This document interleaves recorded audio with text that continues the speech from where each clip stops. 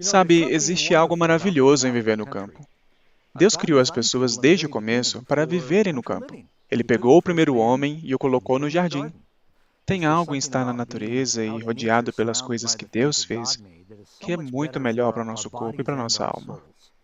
Mesmo os remédios naturais que você encontra listados na tabela New Start, 5 ou 6 deles são melhorados ou potencializados com a vida no campo. Ar fresco, luz solar, exercício, água, alimentação saudável se você está comendo da horta. Eu vim para este vale que se chama Covelo uns 40 anos atrás. Nesta mesma propriedade, um amigo me convidou para entrar num negócio de vender lenha junto com ele. Mas ele teve alguns problemas familiares, então ele foi embora e me deixou aqui com os pagamentos. E a minha família conseguiu comprar esta terra uma geração atrás, uma geração bíblica, 40 anos. E durante esse tempo, nós temos aprendido muito sobre a vida no campo. Eu não sei tudo, mas eu quis fazer esse programa com a ajuda da equipe técnica da Amazing Facts e dividir com vocês o que eu sei sobre a vida no campo.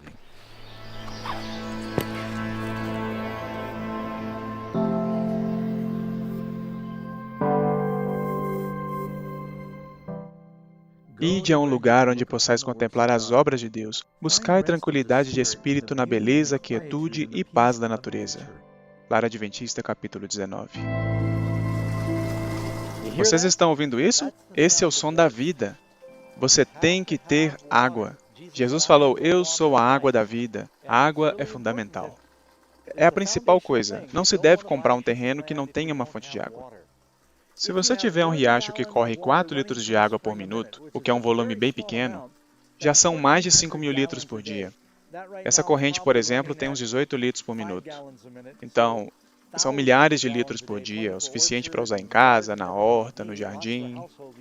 Nos Estados Unidos, uma família de 4 pessoas usa 1.500 litros de água por dia, 70% para o uso interno da casa, com o banheiro sendo o maior consumidor. No verão, quando eu quero ver o quanto de água que eu tenho no meu tanque, eu pego uma pedrinha e daí eu bato com ela no tanque. Agora ele está cheio, então você escuta um barulho mais abafado. Aqui em cima dá para ver que é mais oco. Então a água está mais ou menos nesse nível agora. E a água entra no tanque através desse filtro. Eu tenho aqui uma escovinha, que de vez em quando eu venho cá, tiro o filtro. Não vou fazer isso agora porque tem tanta água que vai espirrar para todo lado. Eu tiro o filtro, limpo qualquer sujeira que tenha na tela, tiro qualquer bichinho ou inseto. O filtro pega essas sujeiras maiores e tem um segundo filtro em casa. E nós temos os canos amarrados desse jeito porque os ursos gostam de vir aqui, vocês podem ver algumas unhadas deles. Eles escutam a água correndo e devem pensar que tem insetos ou bichos e puxam os tubos. E nós tivemos que arrumar isso várias vezes por causa dos nossos amigos ursos. Eu estava caminhando pela floresta com meu filho há uns 35 anos atrás, ele ainda era pequeno na época. E nós vimos um lugar molhado no chão durante o verão. Isso geralmente é um bom sinal de que tem uma nascente por perto. Então o que você faz é cavar e achar onde está a argila, a fonte principal da nascente, e você coloca os canos conectados com a nascente. Cobre com cascalho e depois com terra para manter tudo higiênico. Então, isso aqui é a água descendo de uma das nascentes. Aqui está sujo porque eu mexi na terra, senão a água estaria bem limpinha.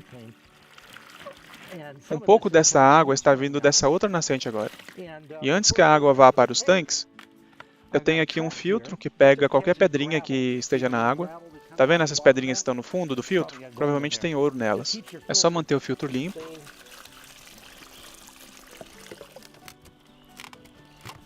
E é isso aí. Alta tecnologia.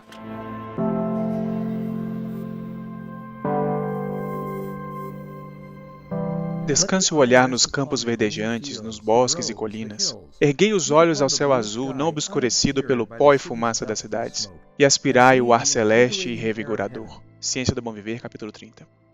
A Bíblia fala que o arvoredo do campo é o mantimento do homem.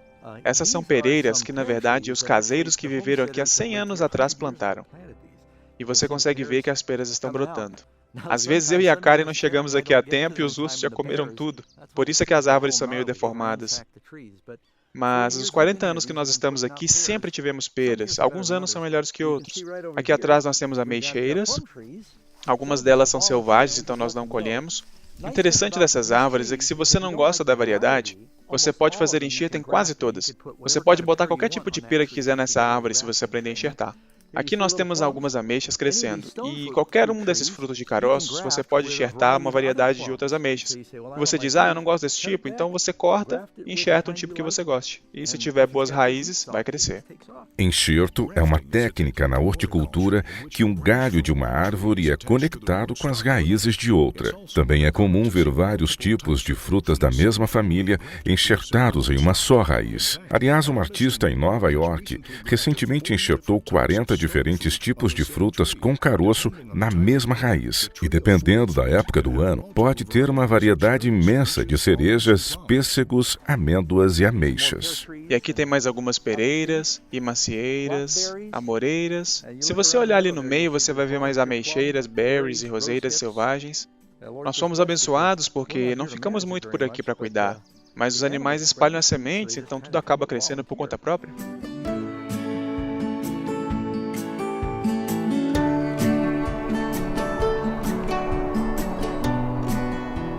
E as árvores do campo darão o seu fruto, e a terra dará a sua novidade. E estarão seguras na sua terra e saberão que eu sou o Senhor. Ezequiel 34, 27. Então, uma outra coisa que você pode fazer no campo também, quando nós mudamos para cá, nós tínhamos cabras. Essas daqui são do nosso vizinho. Elas comem de tudo, cortam a grama e produzem também o leite, queijo. E esse leite, ele não tem tanta lactose e alguns dos mesmos problemas que você encontra no leite de vaca. Mas se você tem cabras, você precisa de cachorros, porque os ursos gostam de cabras também. A Bíblia fala em Provérbios 27, 27, e a abastança do leite das cabras para o teu sustento, para o sustento da tua casa e para o sustento das tuas servas. Uma das coisas que você pode escolher fazer no campo também, se você quiser, é criar algumas galinhas ao redor de casa, porque elas são excelentes para comer insetos ao redor da tua horta, especialmente se você quer ter uma horta orgânica, e elas também comem alguns bichos perigosos, como escorpiões, aranhas, e também produzem fertilizante. Uma coisa que muitas pessoas perguntam com relação a viver no campo ou de forma independente é: quanta comida se deve estocar para o caso de alguma calamidade? Aqui nós temos um balde de uns 20 litros de trigo integral, que está guardado há uns 15 ou 20 anos, e honestamente não sabemos se ainda está bom para comer.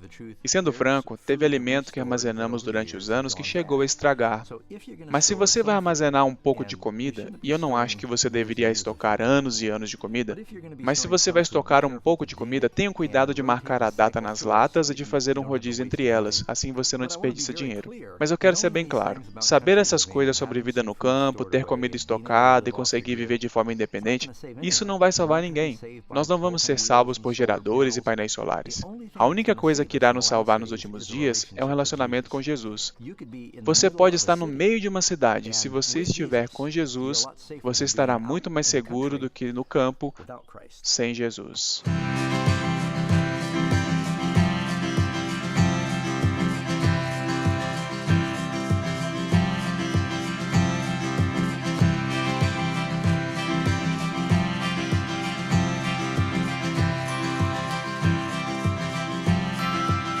Uma coisa muito importante se você vai viver no campo, a menos que você viva em um lugar que é quente o ano todo, você vai passar por tempos muito frios, então você precisa de lenha para não morrer de frio. Quando vem a hora de montar a fogueira, é bom ter alguns gravetos. E a madeira Douglas Fir, ela não é muito boa para lenha, mas ela é ótima para poder fazer gravetos, porque ela tem seiva. Então vou te mostrar rapidamente como eu faço os meus gravetos. Você corta a madeira com um machado, em pedaços grandes, e daí quando você tem esses pedaços, você começa a cortar em pedaços menores para fazer os gravetos. E daí não demora muito até você chegar no tamanho certo.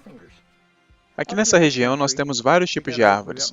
Temos a Douglas Fir para os gravetos, Oak Madrona para as fogueiras duradouras. Essas madeiras dão bastante calor na fogueira.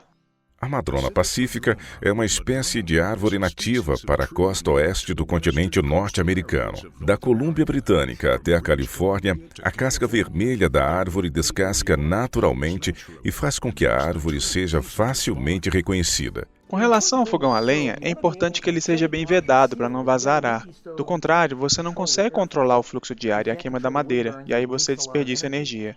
Como a corrente de ar está vindo debaixo do fogão, a madeira ainda está queimando, né? Olha o que acontece quando eu fecho a corrente de ar. O fogo começa a diminuir e quase apaga, porque eu estou tirando o oxigênio dele. Eu vou abrir de novo. Espero que não tenha apagado. A maioria dos fogões, quando você abre a portinha, puxam um ar quente da sala e expulsam pela chaminé. Isso cria um vácuo na sua casa que puxa o ar gelado de fora para dentro da casa. Este fogão foi feito para poder puxar o ar pela parte de baixo.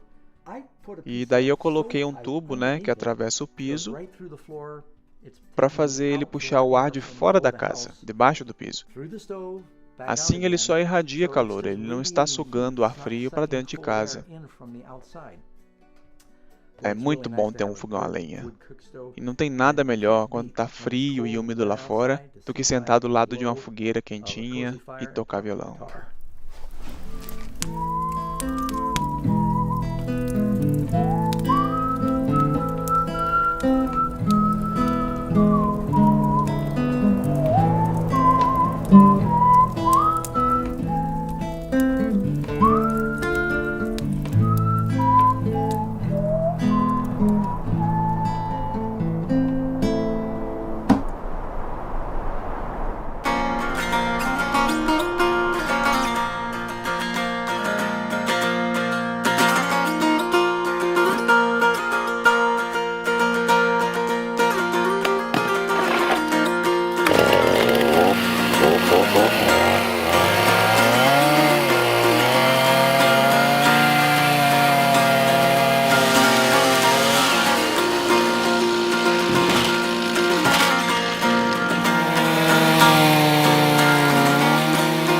Uma coisa muito importante quando você usa uma motosserra é de manter ela afiada. Se você notar enquanto eu estou cortando, eu sinto que estou chegando no final, então eu viro um pouco a motosserra para poder quebrar a madeira antes de chegar com a serra no chão, porque se ela encostar no chão por um segundo, você tem que afiar a sua serra. Então, manter uma serra afiada faz uma grande diferença em quão bem ela corta. É mais fácil afiar a corrente se você tiver uma morsa, porque daí você prende a serra nela e faz um lado de cada vez. Então, deixa eu endireitar aqui. Isso. Um lado de cada vez. Utilizando uma lixa de motosserra e você faz à mão. Essa lixa tem algumas guias onde você coloca o ângulo certo. Você pega a lixa, alinha na corrente. Só precisa passar a lixa algumas vezes.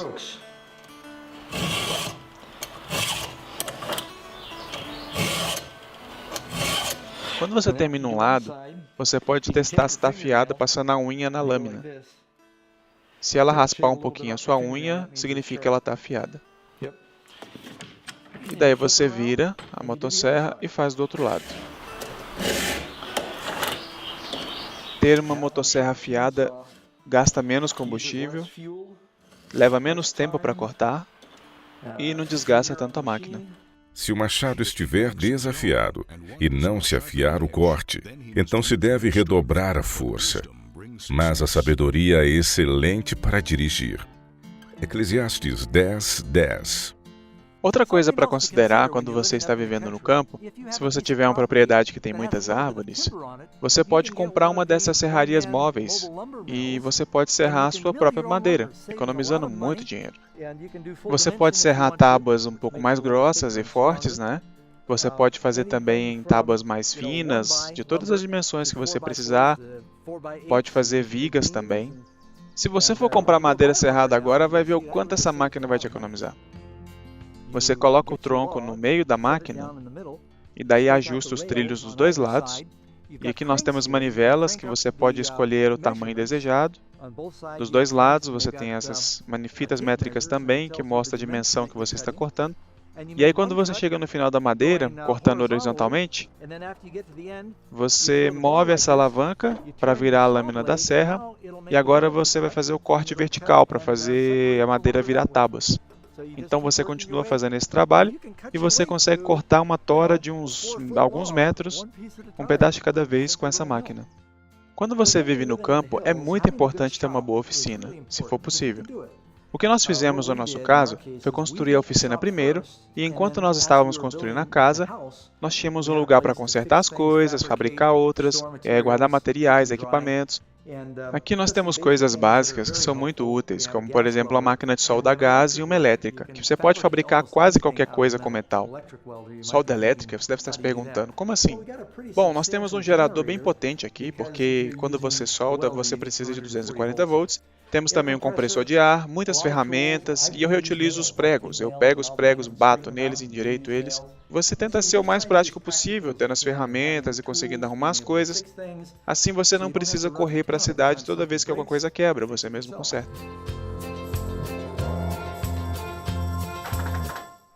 Outra coisa importante de se pensar quando você vive no campo é a comunicação. Quando nós nos mudamos para cá, uns 40 anos atrás, não tinha sinal de celular, nenhuma linha de telefone, nós usávamos rádios PX. E os outros irmãos da igreja, os amigos, vizinhos, também usavam rádio PX. A gente tinha uma antena de 15 metros em cima de casa. E cada membro tinha o seu rádio e o seu codinome. O meu codinome era Homem da Caverna. Tinha uma irmã que trabalhava numa torre de vigia na montanha e ela era a moça do campo. E um outro irmão era o finlandês voador. Então nós decidimos eventualmente que iríamos montar uma linha de telefone. E então nós compramos um carretel inteiro com 3 km de fio de telefone. Nós montamos a linha nós mesmos, da nossa casa até um poste na rodovia. E nós tivemos que manter isso. Então, durante o inverno, a qualquer momento, quando uma árvore caía ou quando um esquilo roía a linha, nós tínhamos que andar na linha. Já viu essa expressão? Eu andava na linha. Tinha que andar 3 km, às vezes debaixo de chuva e de neve, só para achar onde o fio estava quebrado e restabelecer a comunicação. Então, depois de anos fazendo isso, você pode imaginar o quanto eu fiquei feliz quando finalmente sinal de celular chegou aqui nas montanhas. E a minha esposa não pôde vir nessa viagem conosco porque o avião estava cheio com equipamento e equipe. Vou ver se o telefone funciona e vou dar uma ligada para ela. Agora, se ela vai atender ou não, eu já não sei. Esse é um problema diferente. Caixa postal. Olá, você ligou para Karen Bachelor. Não posso atender agora, mas deixe seu recado. Que assim que possível eu retorno. Tenha um bom dia. Tchau. Após o sinal, deixe seu recado. Talvez comunicação não seja uma coisa tão boa assim. Olá, querida, nós estamos gravando aqui. Quis te ligar, te amo, queria que você estivesse aqui.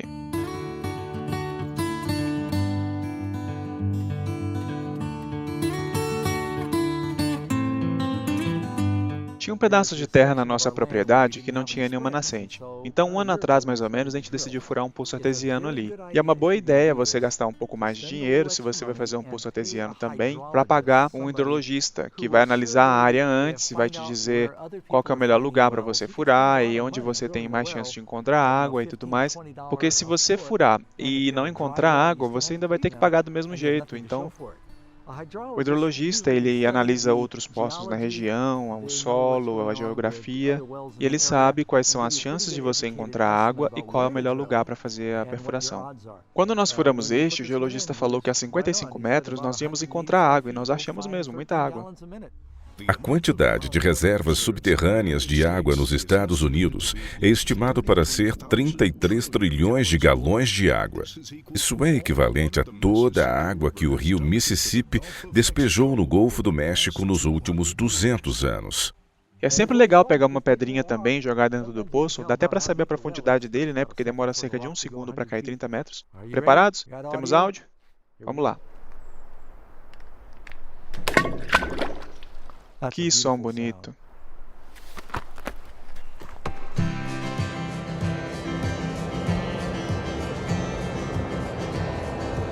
Eis que Deus é a minha salvação. Nele confiarei e não temerei, porque o Senhor Deus é a minha força e o meu cântico, e se tornou a minha salvação. E vós com alegria tirareis águas das fontes da salvação. Isaías 12, 2 e 3. Se a geografia do teu terreno for apropriada, você pode pegar também uma escavadeira e fazer um buraco, como nós fizemos aqui. Isso antes era um campo, né? E nós temos uma nascente ali em cima, a água da nascente desce e ela é captada por esse lago. Então, esse laguinho tem água o ano todo. Nós já viemos aqui e vimos veados, ursos e patos. Nós até botamos alguns peixinhos na água e eles se multiplicaram tanto, simplesmente tomaram conta.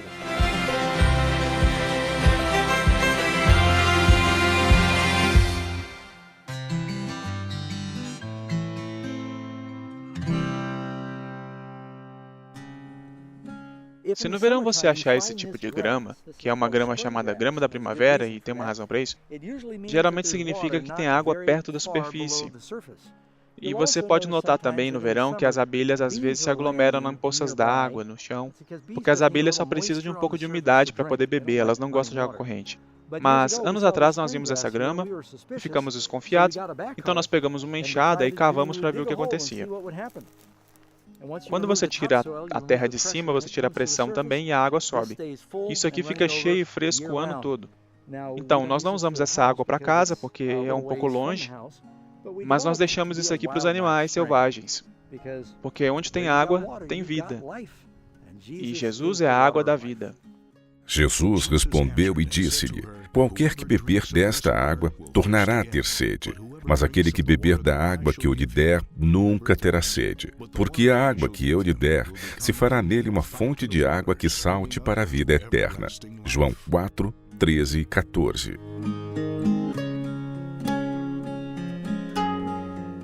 Já que nós estamos falando de água, existe uma outra maneira de você fazer um poço também, caso você tenha uma nascente próximo da superfície. O que nós fizemos aqui foi cavar um buraco meio fundo, utilizando uma escavadeira, e daí nós empilhamos as manilhas e íamos colocando terra em volta. E se você quiser, você pode furar buracos também nas laterais para a água entrar. E assim você consegue um bom suprimento de água limpa. E a partir daí é só você colocar uma bomba movida a energia solar para você bombear a água do seu poço até um lugar mais alto, como uma torre ou a sua caixa d'água.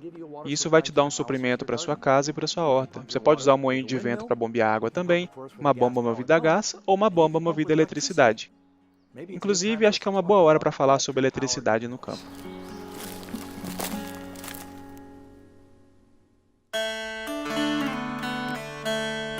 É bem legal ver que o ser humano desenvolveu na história recente uma tecnologia para transformar a energia do sol em eletricidade. Então, hoje é possível viver no campo com praticamente toda a comodidade que você tem na cidade em matéria de energia elétrica. Ao escolher um terreno, é importante avaliar se ele oferece boa exposição à luz solar para que seja possível utilizar bem esse tipo de painel. Estes que eu tenho são um conjunto bem simples da Siemens, que produzem 12 volts, que alimentam baterias de 12 volts também, e dependendo da quantidade de painéis e de baterias que você tiver, é possível armazenar uma quantidade considerável de eletricidade. Vamos dar uma olhada agora na nossa subestação. Nesta caixa ficam as baterias. No momento não temos muitas, mas quando a gente morava aqui ela estava cheia. A luz verde indica que as baterias estão carregadas. Este aparelho é um conversor de 12 para 110 volts, que está conectado a um quadro comum de disjuntores, desse que todo mundo tem em casa. E este outro aparelho vem da hidrelétrica. Ele também carrega as baterias. E aqui é onde chega a energia que vem dos painéis solares. E tem os disjuntores também, para caso seja necessário desconectar os painéis. E tem um pequeno regulador de tensão também, para não sobrecarregar as baterias. A energia do sol vai para as baterias. Das baterias, vai para o conversor de 110 volts. E daí alimenta a casa toda. A eficiência elétrica dos eletrodomésticos melhorou muito nos últimos 30 anos. Uma geladeira de 1980 usa 4 vezes mais eletricidade do que uma geladeira mais nova e eficiente. Uma lâmpada LED produz 100 lumens por watt, comparado com a incandescente, que produz 13 a 18 lumens por watt, fazendo a lâmpada LED ser 5 vezes mais eficiente. Durante 3/4 do ano, há bastante luz solar e os painéis solares mantêm as baterias carregadas. Mas no inverno, pelo menos no norte da Califórnia, pode chover por alguns meses e ficar nublado. Mas aí há bastante água também. E se o teu terreno tiver um desnível, você consegue gerar energia usando essa água. Nesse pequeno galpão, que deve estar uma bagunça agora e que parece um banheiro, tem uma pequena turbina Pelton. Então nós temos um jato d'água que entra aqui e outro que entra aqui. E os dois jatos giram a roda de Pelton, produzindo 110 volts, que saem por esses fios e vão até a casa, chegando no aparelho que carrega as baterias. E o legal é que tem tanta água no inverno que dá para deixar a turbina funcionando por horas, ou então configurar um cronômetro para desligar depois de tipo 2 horas, e as baterias vão carregando por 2 horas. Então você transforma a pressão da água em eletricidade durante o inverno. A roda Pelton é conhecida como uma turbina de água de impulso. Foi inventada em 1870 por Lester Pelton.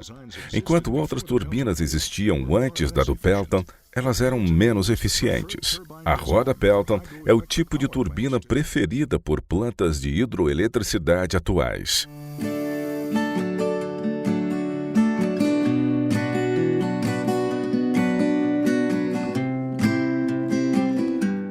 Então, amigos, é possível viver completamente no campo e ainda ter conforto? Claro, leva sabedoria e planejamento. E eu confesso que estou um pouco em conflito porque nós temos um ótimo ministério na cidade. A maior parte das pessoas hoje vivem em grandes centros urbanos. Mas a Bíblia nos diz que, algum dia, em Mateus capítulo 24, a abominação da desolação entrará em cena. E Jesus disse, aqueles que estiverem na Judéia, fujam para os montes. Vai ter um momento em que vamos ter que fugir. Ore sobre essa decisão. Não é sábio dizer algo do tipo, vou vender tudo o que eu tenho e ir morar no campo. Você precisa ser prático e ter uma forma de se sustentar. E não perca a oportunidade de testemunhar para as pessoas onde elas estão. Eu espero que você tenha sido abençoado e encorajado com este vídeo. Espero que tenha sido edificante e educacional entrar na casa da família Beth lá nas montanhas e ver como o Senhor tem nos guiado e ensinado ao longo dos anos. Ore por nós enquanto espalhamos o Evangelho pelo mundo.